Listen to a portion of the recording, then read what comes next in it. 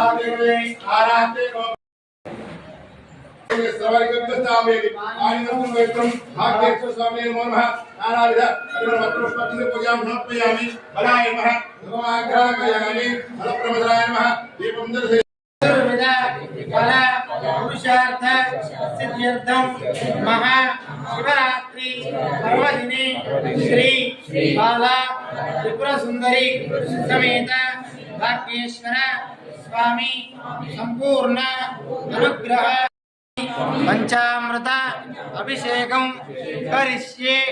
ओम नमः शिवाय. అనుకుంటూ చేస్తున్నాను. పాలు, పెరుగు, తేనె, నెయ్యి, పంచదార, పండ్ల రసాలతో అభిషేకం చేస్తున్నాడు. नमः